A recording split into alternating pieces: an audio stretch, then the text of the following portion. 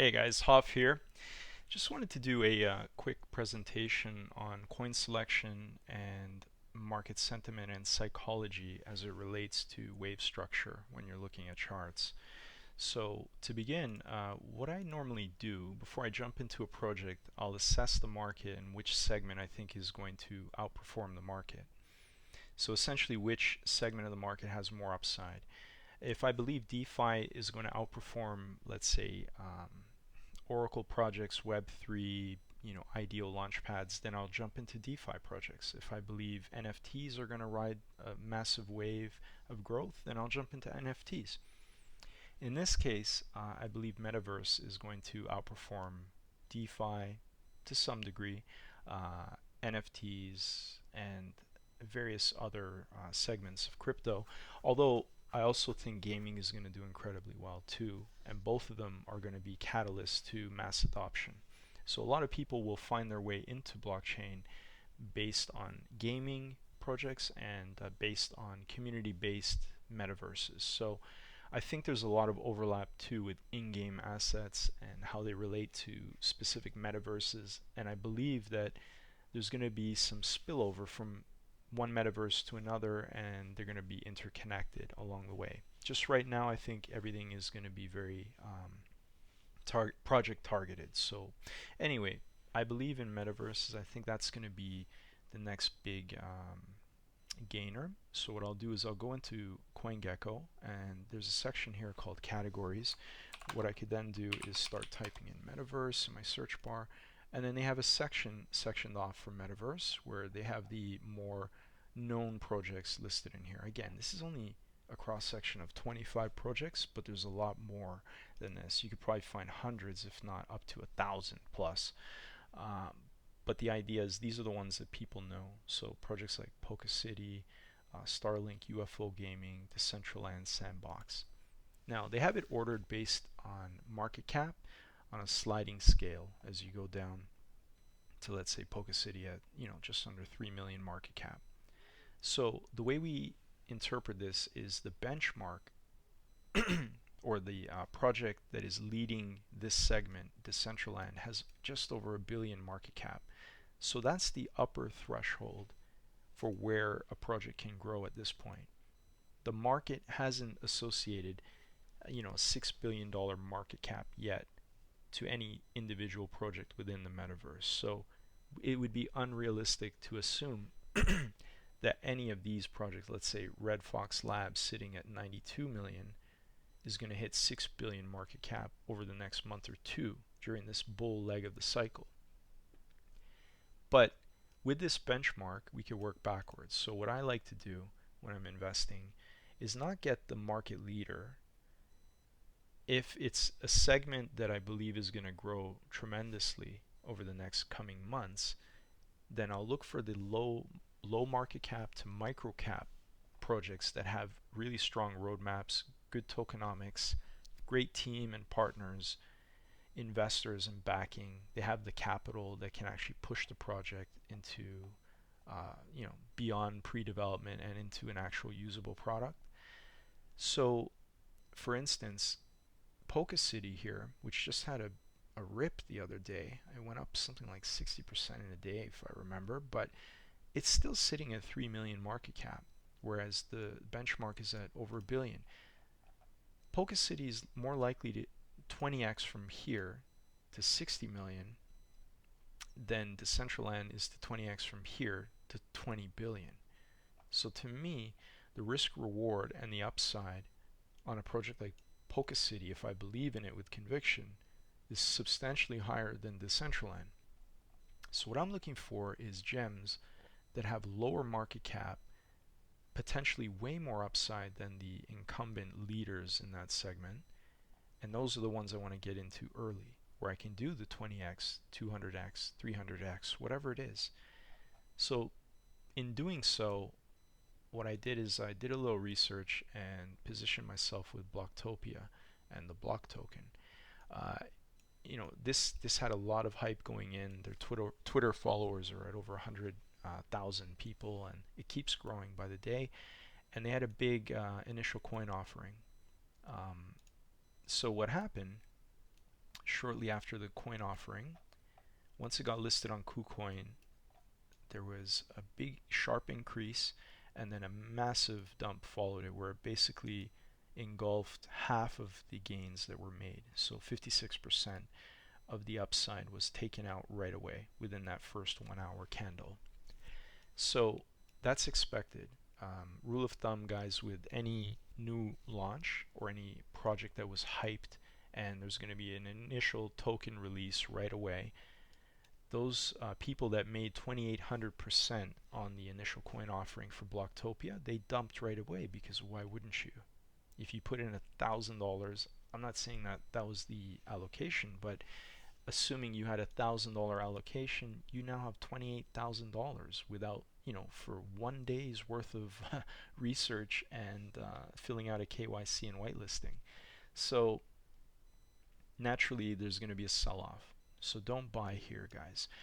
Next thing you're looking for in the structure is you want to see if a natural floor is found at some point. So here, after the sell-off, it starts to go up again, and then it retraces about 50% of the way, and then it starts impulsing up again. So now this could just be irrational exuberance. People are just hype on the project and they're buying in, but it's not a natural floor yet. So I'm not investing here yet. So naturally it goes up to the A and starts retracing down to here, the B. Then it goes up again. It doesn't regain the previous high. So next step, it's going to send it below the previous low. Here's where people could panic, or what you could see is a harmonic pattern that is in play. So to me, just visualizing this, this is a bullish cipher. And as a visual cue, actually, sorry, it's a bullish Gartley. As a visual cue, I'm just going to copy one of these Gartleys in so that you can see side by side what I'm seeing.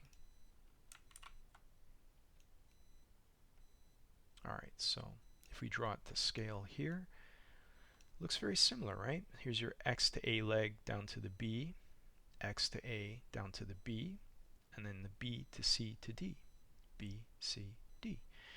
It has the exact same characteristics. The D closes out below the B, the X is above the B, the C is below the A.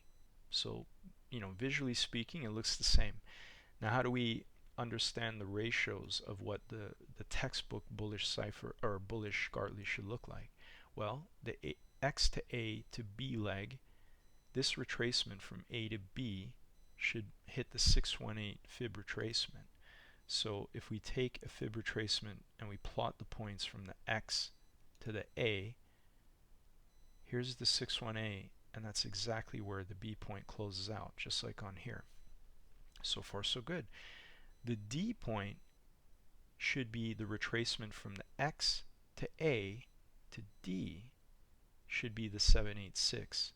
So if we look at where the D closed out over here, here's your 786, almost exact. It closed just before the 786. So the D point now has been validated. Now the next thing you're going to look for is the A to C. The C in a bullish Gartley should always be below the A. So visually speaking, it's perfect. Now on here, it's suggesting, the retracement from the A to B leg back up to the C should be at least 38.2% and as high as 886. I mean, technically speaking, it can go all the way to here and it would still be a bullish Gartley. It just wouldn't be a textbook bullish Gartley. As long as it closes out the C below the A anchor point, then you're okay. You're in a bullish Gartley. But a textbook bullish Gartley will close out somewhere between the 382 and the 886. So if we take the fib retracement from the A point and we plot it down to the B, we'll see the C point here closes at the 786, which falls within that ratio. So now that we've verified all the points and we plotted out the fib retracements, this is a perfect bullish Gartley. The pattern's been validated at the D point, and this would be considered the pattern reversal zone, meaning if it's a counter trend pattern, this one started up, down, up, and it closed down at the D, the counter trend would have it start to rise again. Now, if we're trying to understand where the targets would be, we could use a trend-based fib extension. So we'll plot this X point to the A, and then we'll drop it where it closed at the D. Based on these fib levels, we're looking at first take profit would be the 382, the 50% retracement right here, and it hits it right over here. So as you see from the psychology of buyers and sellers, that's exactly where a lot of people took their profits, not just once, but twice. So here they did, boom, and people came in again, and again, people took profits. So that would be the first take profit level for me. Next would be the 618, which also happens to be the C point. It took a little longer, but it hit it right over here, so a couple days later. Then the 786, or the A point, would be the next one. Hit perfectly, like less than a day later. And again, people took profits. So technically speaking, this is tracking the way we would expect it to from a bullish Gartley pattern reversal. So the next thing that happens when we're trying to understand what the max take profit should be before you expect the impulse to die out and a pattern reversal on the extension to start would be the 1618 level. So if we look at how this ended up playing out, there was, a certain element of impulse, pattern, profit taking, impulse, profit taking, and then eventually the local high was right here, spot on at the 1618, and that's where the retracement of the main wave began. So up till here, from here to here, everything technically speaking was perfect. And now we start our second leg of the ABCD wave. So at the 1618, it retraces to here, which is a 50% retracement. And the way we would do that simply is take our Fibonacci retracement tool, plot from the low, which is the D point, pattern reversal zone, to the high, which is here, where it reversed or it retraced. And then here's your 50% retracement, and boom, it almost hit exact. So that's our target. That's exactly where, if people were bullish, they would buy in.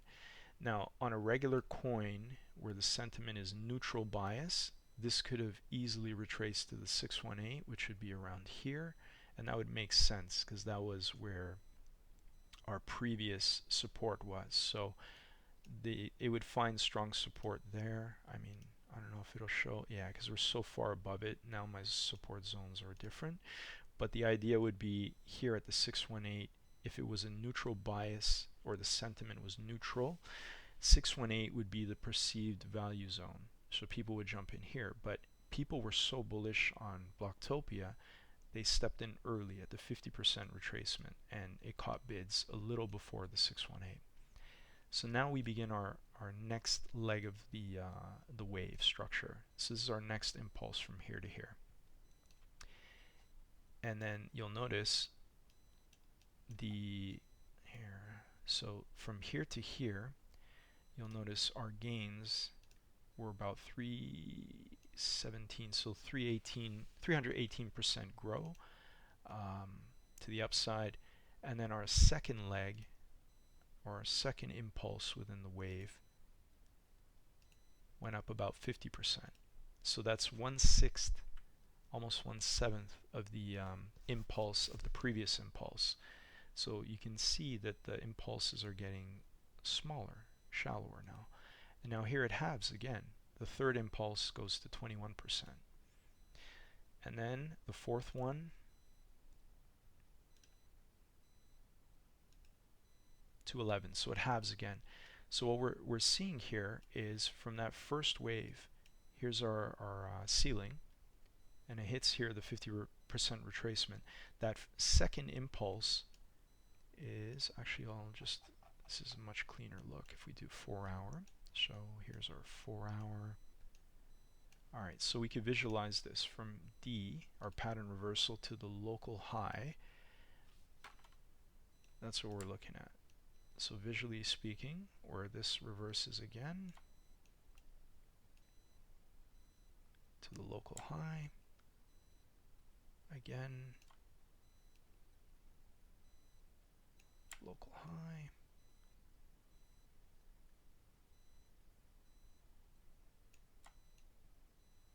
alright, so here we are. So you see, just by looking at these yellow bars that I've added in, each impulse is diminishing visually, right?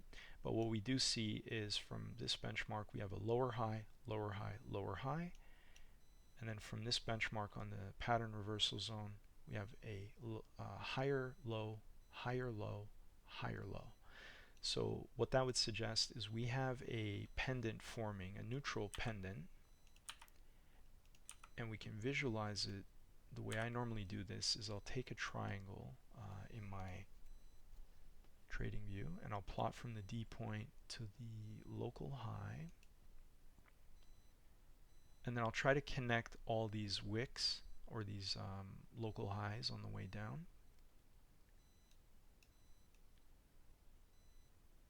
As close to the candle body as possible.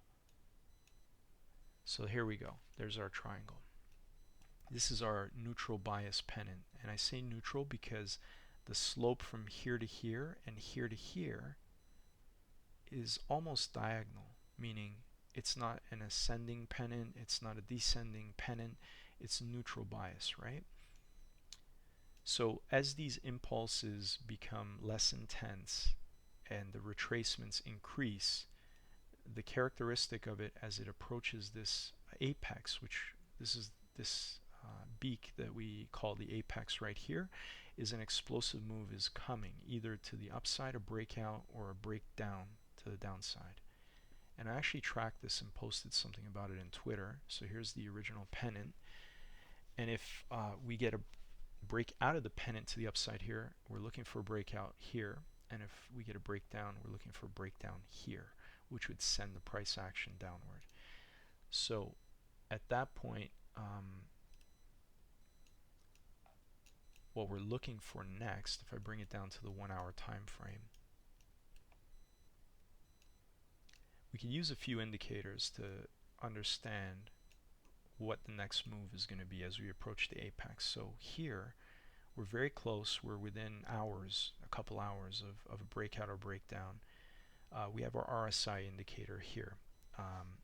When this RSI all of a sudden jumps out of the MAs and it crosses over the MAs to the upside, for me this is a bullish indicator. It means that the relative strength to the upside move is getting stronger. So we're seeing here there's this is a bullish pattern we're looking for in the indicator, and that's suggesting my first of 3 indicators. It's telling me that this is going to have a big move to the upside. Next, what I'm looking to do, I want volume. So I want to see if the volume is tracking upward. So as we get toward that apex over here, and you can see how this plays out, the volume trend is moving up. As the price action is moving up, to me this looks very good. This means we're likely going to have an impulse to the upside. Next, I could look at the EMAs, and here we have, actually let me get rid of the volume. So here we have the 10 and the 20 EMAs.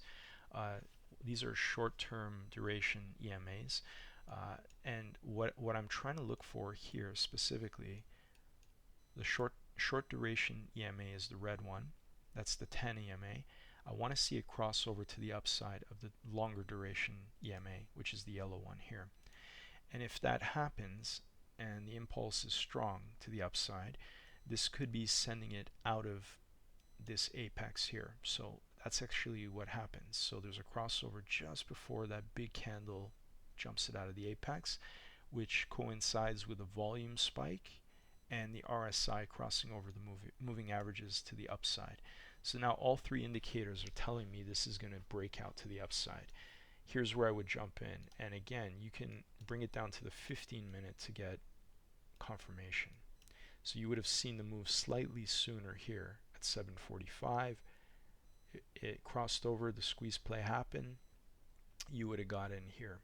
And then here's your retest of the top threshold of the neutral pennant, and then it sent it. So for me, that was three things I used to understand this was going to break to the upside. But again, you could use MACD. There's volatility, indicators. There's a whole bunch of different indicators you could use.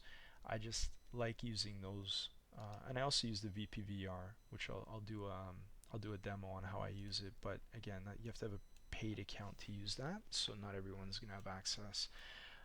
So yeah, it it plays out the way you would expect based on the patterns you're seeing in the indicators. So that's the next move. Now, if we're trying to understand what the target is from this breakout of the neutral pennant, what I'll normally do is another trend-based fib extension. So I'll take the D point where it reversed, plot it to the high, and then I'll plot it to where the breakout happened, which is right here at this candle. And what we're looking for normally is we're looking for, it to hit the golden pocket, which is between the 618 and the 615. I mean, this is more or less there, right? So it's a little higher than you would expect, but basically the 618, I had this target set. Now if I wanted to see confluence, I would take the ABCD wave structure,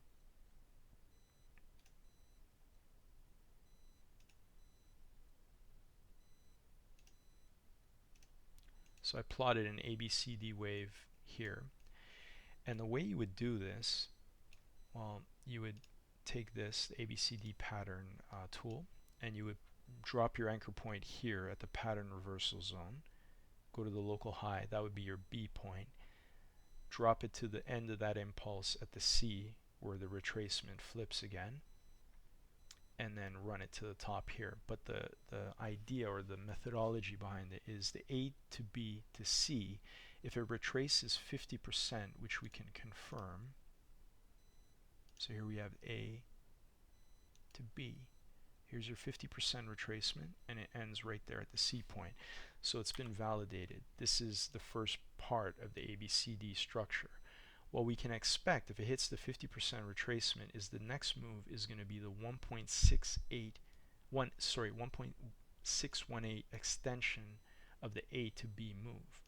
So you'll see here I plotted it up to that 1.168, and it hit perfect at that target, and it coincided with the trend-based fib extension tool I used. The only difference is it hit a little early, so it hit here as opposed to here. So it hit 3 days early, which again, this is a bullish signal. It means the sentiment is so strong on this project or this token that it's hitting these extensions earlier than you would expect based on the trend-based fib tool. So this to me is very bullish, and it's followed up by another move that's very predictable too. So if I take the 15-minute within that target zone that I created, naturally when I hit that extension, the 1.618, there was some profit taking, and it drove the price down a bit. That looks to me like 10%, around 10. Let's see. Yeah, a little higher, so almost 12% dip in the price. So this is a very predictable outcome here. But when it happens from here to here, this looks like it was a 618 retracement from the previous low, which was a lower high. But here to here, yeah, so it hit the 618 almost exactly just before that.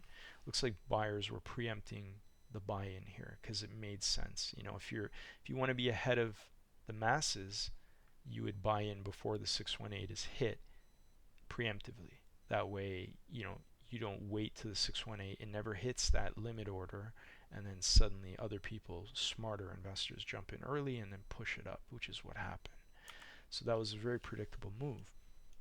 Now it looks like it's already testing the all-time high again within, I mean, that's 15 minutes. That's So within the hour, it's already retesting, which is very bullish. That means we're probably going to do something like this. So now that we're in that zone, we're going to chop around, find rejection a couple times, but this is going to be the new floor right here. We're going to break out a little bit, retest, break out, retest again, a double spring back retest, and then boom. That's when you're going to blow through. So what buyers are looking for at this moment is they're trying to understand whether this is a ceiling, a local ceiling, or whether there's enough buying pressure to take it above, retest it just for assurance to make sure that this is in fact now what was previous resistance is now going to become support. And if there's a double back test here, buyers will likely jump in and send this up again to the next level, which will likely be the 2168. So we'll see what that number would be. Let's go to the 4 hour. So if we got a bullish retest, what we're looking for here, here's the breakout right there. No, I did this wrong. One moment.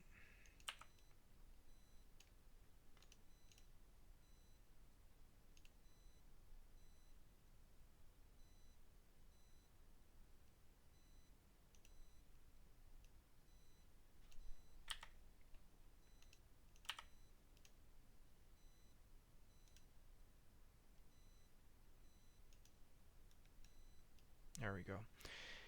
All right, so for the first retracement on the ABCD pattern, the next profit-taking area would be the 2618, which is right here at 4.9 cent.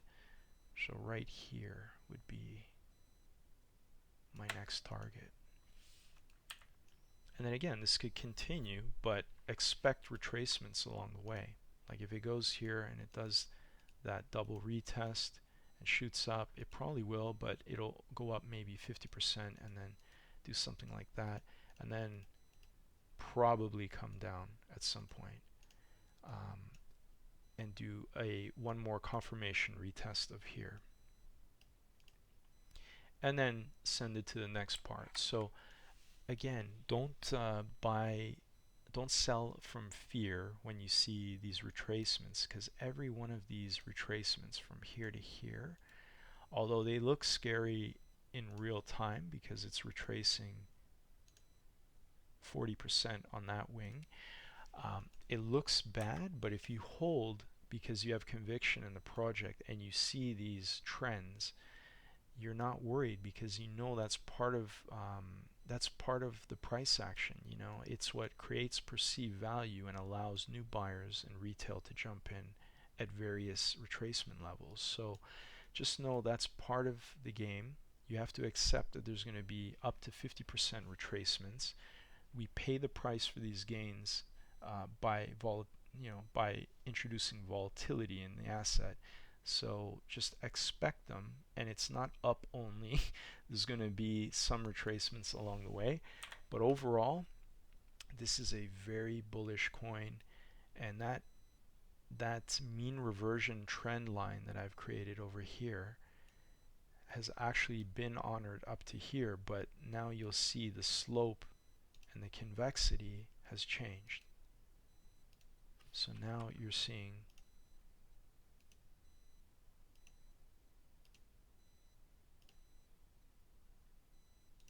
from here to here, you're seeing the convexity start to change, and this slope within the arc is moving higher. So it's starting to look a little bit parabolic, or like it needs to do a retracement maybe back to here. Because you see, we haven't had a back test of this upper threshold of 3 cents proper, not on the 4 hour. So another thing that could happen here is we have a back test from here to here, and then we end up taking that back test bullishly up to the next leg. So look for that. hopefully this helped, guys. If you have any questions or you have any comments about the charts, feel free anytime. I'm always available, as you know, by Twitter, and I'll have more sessions in the future. Thanks, guys, and have a great day.